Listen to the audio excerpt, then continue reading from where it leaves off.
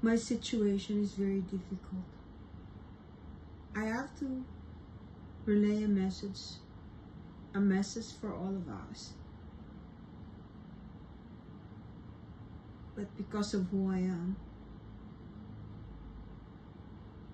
it's not easy to make people understand.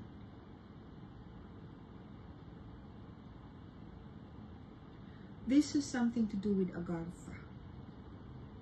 Like I said before, I've been there. I've been there only because I was asked to go there by a fan, by a follower. I never had any intention of going there. I did it by astral traveling, a combination of astral traveling and remote viewing. I reported it. I talked about it. I was bashed. Some people, they don't believe me, and I don't blame them. These things, coming from a person like me, is not easy to understand. It's not easy to be believed, especially because of who I am. Being an actress doesn't really help. My reputation is at stake, but I'm still doing this because I have to now. I was told that I should.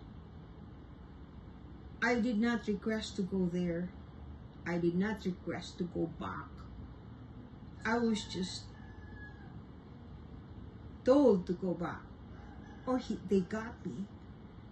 It's not easy to explain how it works because the first and the second time I went there was through astral traveling and remote viewing, a combination of both. The first attempt, I was not even received. Anyway, very early this morning, it's like I was someone.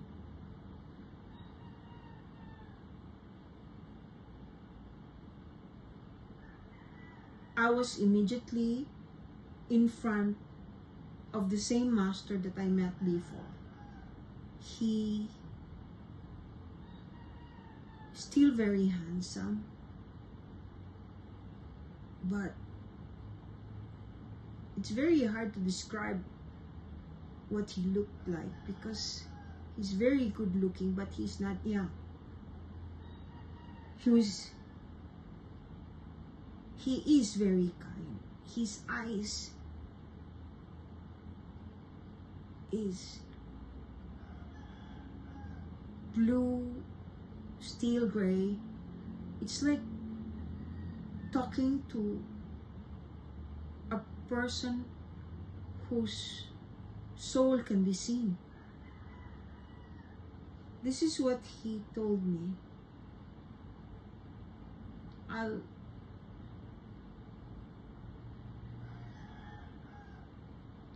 Sabi niya,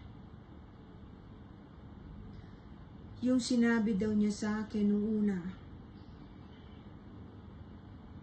na dapat maghanda tayo dahil kung hindi magbabago, magkakaroon ng digmaan, hindi lang dito sa Pilipinas.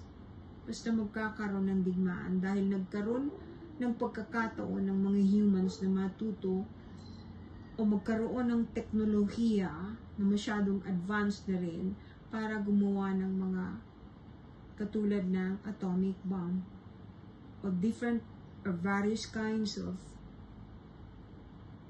weapons that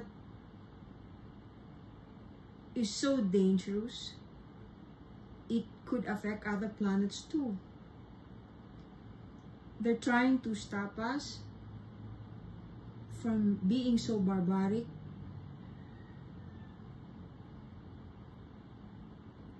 He said the dark forces is covering us. That's why a lot of people are always angry, very hateful. Pag hindi daw po nabago yan, kakaunti ang matitirang buhay sa mundong ibabaw. I'm very specific. Binanggit ko yung mundong ibabaw. Kasi tayo yung nasa ibabaw. Yung mga lumilipad na nakikita ngayon sa iba't ibang lugar ng mundo ay karamihan hindi naman nanggaling sa outer space, kundi galing sa ilalim ng lupa, sa core ng mundo. Mahirap po ipaliwanag because I have not been there physically. I just know where it is. Nakakapunta po ako sa mga lugar na gusto kong puntahan nang wala akong mapa. Sasabihin ko lang po na doon ko gustong pumunta, instantly nandun na po ako. Maraming bagay po akong nagagawa na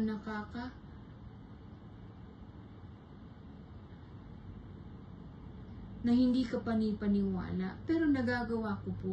Mula pinanganak po akong ganito. Yung mga parang UFO na lumilipad, karamihan daw po, hindi naman galing sa outer space, kundi galing sa baba, sa ilalim. They're very advanced. These beings are like us, but very advanced, and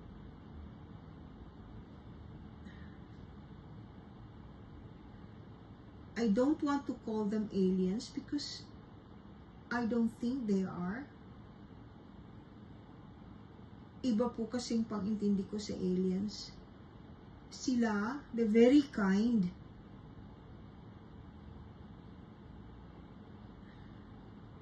Like before, kahit na po pangatlong punta ko na doon, amazed na amazed pa rin po ako sa kagandahan ng lugar nila na puro crystals. Huwag na pong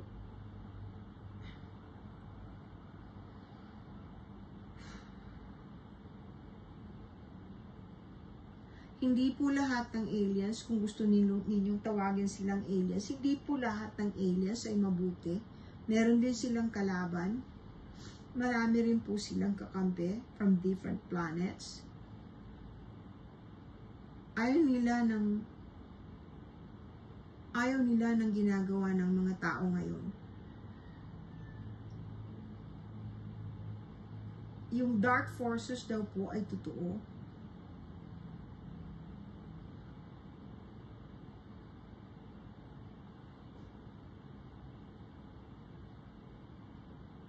Kawawa daw po tayo pag nagtuloy-tuloy ito. Kaya sila ay nagpapakita na, and eventually latter part of this year or next year, lalapag sila o may mangyayaring napakalaki na may kinalaman sa mga spiritual or hindi ka panipaniwalang bagay na normally hindi nakikita, pero ngayon makikita na. At ang forefront po nito, ang haharap po sa kanila o kakausapin nila sa una ay yung may mga malawak ang kaisipan, pangunawa, at gustong tumulong sa sangkatauhan. Sabi nila, ang nature daw ay tayo rin. Kadugtong daw natin po ang nature. Ibig sabihin, ang gubat, ang tubig, ang dagat, ang mga hayop, ang mga puno, ang mga tanim, hindi daw natin pinagpahalagahan at inalagaan. Isa pa yung dahilan kung bakit tayo nagkakaganito. So sana, huwag manikit ng hayop. Huwag gawing basurahan ng mga tubig. Magtulungan tayo para wag mangyari yung masama. Para wag mamatay ang maraming tao. Salamat po.